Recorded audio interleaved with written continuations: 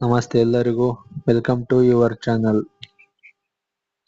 ನೋಡಿ, ಪೌರ ನೀತಿ, ಇದರಲ್ಲಿ ಅಧ್ಯಯನ 7 ಪೌರ ಮತ್ತು ಪೌರತ್ವ. ಈ ಒಂದು ಅಧ್ಯಯನದ ಕುರಿತು ಓದುತ್ತಾ ಹೋಗೋಣ. ಅದೇ ರೀತಿಯಾಗಿ ಇಲ್ಲಿ ಪಾಠ ಪ್ರವೇಶ ಅಂತ ಹೇಳಿದೆ. ಇಲ್ಲಿ ಒಂದು ಚಿತ್ರ ಇದೆ, ಈ ಚಿತ್ರವನ್ನು ಗಮನಿಸಿ. ಇಲ್ಲಿ ಒಂದಿಷ್ಟು ಜನ ಇದ್ದಾರೆ, ಇಲ್ಲಿ ಒಂದಿಷ್ಟು ಜನ ಇದ್ದಾರೆ. ಇದು ಮೈಸೂರು ಅರಮನೆ, ಓಕೆನಾ? ಯಾಕಪ್ಪ ಅಂದ್ರೆ ಈ ಒಂದು ಇಮೇಜ್ ಮುಖಾಂತರ ಇಲ್ಲಿ 1 ಸೆಕೆಂಡ್, ಓಕೆನಾ?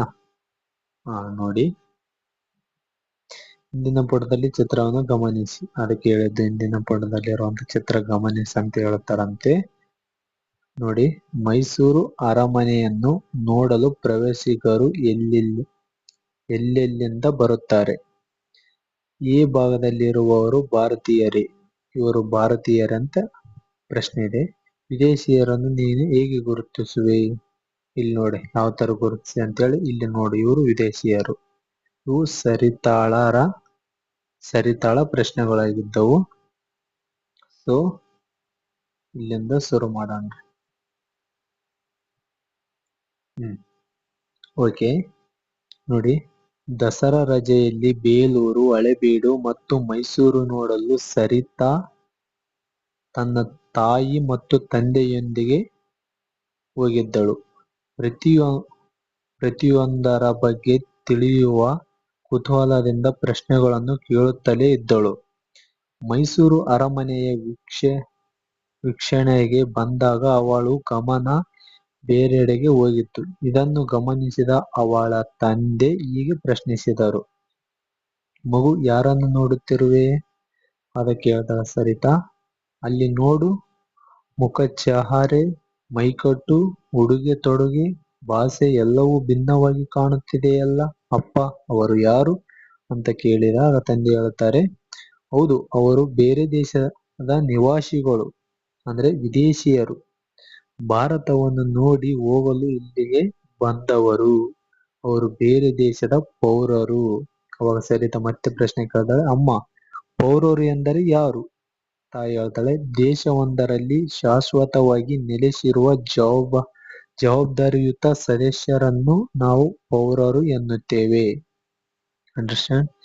ಅದೇ ರೀತಿ ಉದಾಹರಣೆಗೆ ಹೇಳ್ಬೇಕಂದ್ರೆ, ನಮ್ಮ ದೇಶ ಭಾರತ, ನಾವು ಭಾರತೀಯರು. ನಮ್ಮ ತಾತ ಮುತ್ತಾತ ಕೂಡ ಇಲ್ಲಿಯೇ ಹುಟ್ಟಿ ನೆಲೆಸಿದ್ದಾರೆ.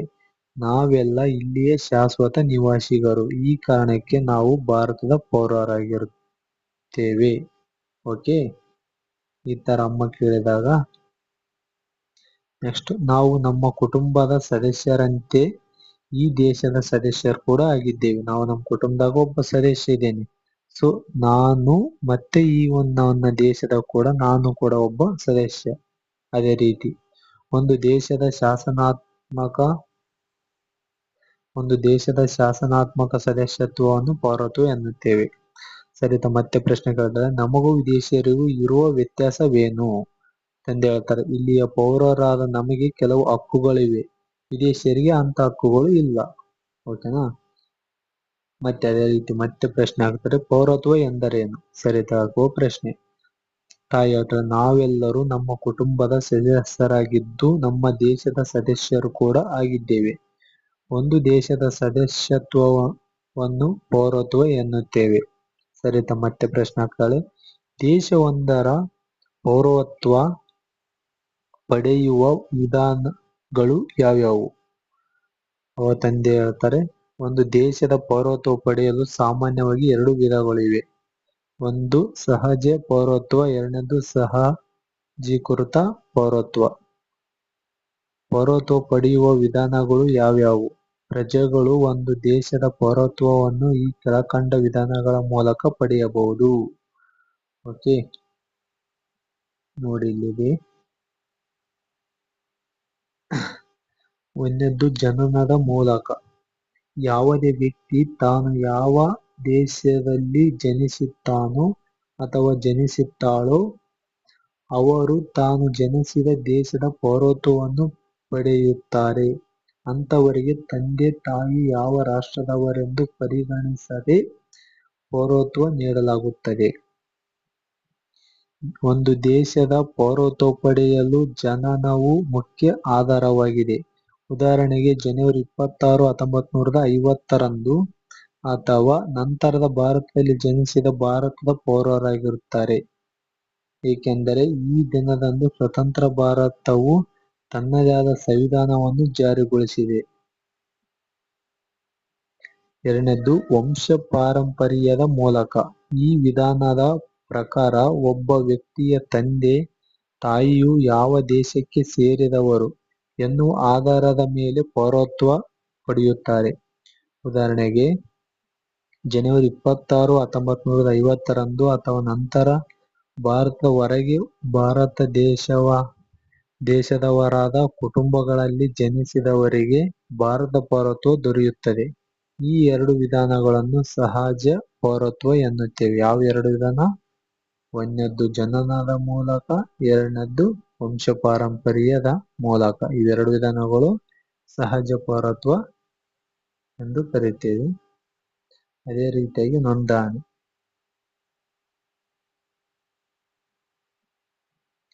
ನೋಂದಣಿ ಮೂಲಕ. ಯಾವುದೇ ಒಂದು ದೇಶದ ಪೌರತ್ವವನ್ನು ಸೂಕ್ತವಾಗಿ ವಿಧಾನದ ಮೂಲಕ ಸಂಬಂಧಪಟ್ಟ ಕಚೇರಿಯಲ್ಲಿ ಅರ್ಜಿ ಸಲ್ಲಿಸಿ ನೋಂದಣಿ ಮಾಡಿಕೊಳ್ಳುವ ಮೂಲಕ ಪೌರತ್ವವನ್ನು ಪಡೆಯಬಹುದು. ಹೀಗೆ ಅರ್ಜಿ ಸಲ್ಲಿಸುವ ಕೆಲವೊಂದು ಮಾನದಂಡಗಳನ್ನು ಪ್ರತಿಯೊಂದು ರಾಷ್ಟ್ರವು ವಿಧಿಸಿರುತ್ತದೆ. ಉದಾಹರಣೆಗೆ ಭಾರತದಲ್ಲಿ ಕನಿಷ್ಠ 5 ವರ್ಷಗಳ ಕಾಲ ವಾಸವಾಗಿದ್ದರೆ ಅಂತಹವರನ್ನು ನೋಂದಾಯಿಸಿಕೊಳ್ಳುವ ಮೂಲಕ ಪೌರತ್ವ ಪಡೆಯಬಹುದು. ಈ ವಿಧಾನವನ್ನು ಸಹಜೀಕೃತ ಪೌರತ್ವ ಎನ್ನುತ್ತೇವೆ. ಅಂದ್ರೆ ಇದು ನೋಂದಣಿ ಮೂಲಕ ಪಡೆಯುವುದು ಸಹಜೀಕೃತ ಪೌರತ್ವ ಎನ್ನುತ್ತೇವೆ. ಮತ್ತೆ ಅದೇ ರೀತಿಯಾಗಿ ಮತ್ತೆ ಪ್ರಶ್ನೆ ಕೇಳೋದು ಯಾರು? ಸರಿತಾ. ಅಮ್ಮ, ಹಾಗಾದರೆ ಯಾವ ಸಂದರ್ಭದಲ್ಲಿ ಒಬ್ಬ ವ್ಯಕ್ತಿ ತನ್ನ ದೇಶದ ಪೌರತ್ವವನ್ನು ಕಳೆದುಕೊಳ್ಳುತ್ತಾನೆ? ತಾಯಿ ಹೇಳ್ತಾಳೆ, ಪೌರತ್ವ ಕಳೆದುಕೊಳ್ಳುವ ಹಲವು ವಿಧಗಳಿವೆ. ಒಂದು ದೇಶದ ಪೌರತ್ವವನ್ನು ಕೆಳಕಂಡ ವಿಧಾನಗಳ ಮೂಲಕ ಕಳೆದುಕೊಳ್ಳುತ್ತಾರೆ. ಓಕೆ. ಪರಿತ್ಯಾಗ. ಯಾವುದೇ ಭಾರತೀಯ ಪೌರ ಮತ್ತೊಂದು ರಾಷ್ಟ್ರದ ಪೌರತ್ವ ಪಡೆದರೆ ಸ್ವಇಚ್ಛೆಯಿಂದ ನೋಂದಣಿ ಮೂಲಕ ಪ್ರಕಟಿಸಿ ಭಾರತದ ಪೌರತ್ವವನ್ನು ತ್ಯಾಗ ಮಾಡಬಹುದು. ಎರಡನೇದ್ದು ಅಂತ್ಯಗೊಳ್ಳುವಿಕೆ. ಭಾರತದ ಯಾವುದೇ ಪೌರನೊಬ್ಬ ವಿದೇಶವೊಂದರ ಪೌರತ್ವ ಪಡೆದರೆ ಅವನಿಂದ ಅರ್ಜಿ ಸಲ್ಲಿಕೆಯನ್ನು ನಿರೀಕ್ಷಿಸದೆ ಕಾನೂನುಬದ್ಧವಾಗಿ ಆತನ ಭಾರತ ಪೌರತ್ವವನ್ನು ಅಂತ್ಯಗೊಳಿಸಲಾಗುತ್ತದೆ. ನಿರಾಕರಣೆ. ಯಾರಾದರೂ ವ್ಯಕ್ತಿಯೊಬ್ಬ ವಂಚನೆಯ ಮೂಲಕ ಭಾರತದ ಪೌರತ್ವ ಹೊಂದಿದ್ದರೆ ಅಥವಾ ಅವನ ಅಥವಾ ಅವಳ ರಾಷ್ಟ್ರ ವಿರೋಧಿ ಚಟುವಟಿಕೆಯಲ್ಲಿ ತೊಡಗಿಸಿಕೊಂಡಿದ್ದರೆ ಅಥವಾ ಭಾರತದ ಸಂವಿಧಾನಕ್ಕೆ ಅವಿಧೇಯನಾಗಿ ನಡೆದುಕೊಂಡರೆ ಅಂತಹವರು ಪೌರತ್ವವನ್ನು ಭಾರತ ಸರ್ಕಾರವು ರದ್ದುಗೊಳಿಸಿ ನಿರಾಕರಿಸಬಹುದು. ಇದು ಬಲವಂತದ ನಿರಾಕರಣೆ ಆಗುತ್ತದೆ.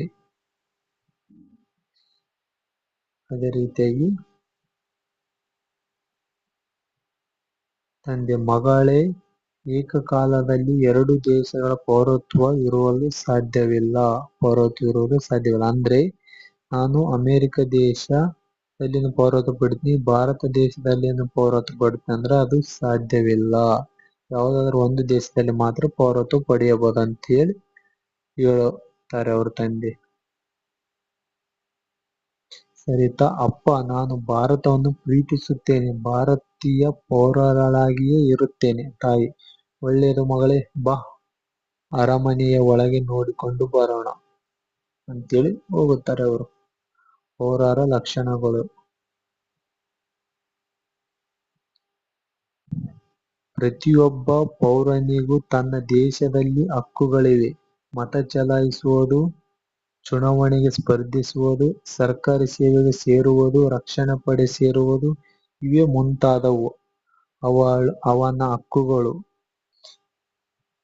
ಇದರೊಂದಿಗೆ ಆತನು ನಿರ್ವಹಿಸಬೇಕಾದ ಕರ್ತವ್ಯಗಳು ಇವೆ. ಪೌರನ ಲಕ್ಷಣಗಳು: ಸಂವಿಧಾನ, ರಾಷ್ಟ್ರಧ್ವಜ ಮತ್ತು ರಾಷ್ಟ್ರಗೀತೆಯನ್ನು ಗೌರವಿಸುವುದು ಹಾಗೂ ಭಾರತದ ಸ್ವಾತಂತ್ರ್ಯ ಹೋರಾಟ, ತ್ಯಾಗ ಬಲಿದಾನಗಳನ್ನು ಗೌರವಿಸುವುದು. ವೈಜ್ಞಾನಿಕ ಮನೋಭಾವ, ಮಾನವೀಯತೆ ಮತ್ತು ಸುಧಾರಣಾ ಮನೋಭಾವವನ್ನು ಹೊಂದಿರುವುದು. ಸಂವಿಧಾನಕ್ಕೆ ನಿಷ್ಠರಾಗಿ ಅದರ ಆಶಯಗಳನ್ನು ಗೌರವಿಸುವುದು. ಚುನಾವಣೆಯಲ್ಲಿ ಮತ ಚಲಾಯಿಸುವುದು. ಭಾಷೆ, ಧರ್ಮ, ಜಾತಿ, ಪಂಥಗಳನ್ನು ಮೀರಿ ಎಲ್ಲರನ್ನೂ ಸಹೋದರರಂತೆ ಕಾಣುವುದು. ದೇಶಕ್ಕೆ ಆಪತ್ತು ಬಂದಾಗ ರಕ್ಷಣೆಯ ಕಾರ್ಯದಲ್ಲಿ ಪಾಲ್ಗೊಳ್ಳುವುದು.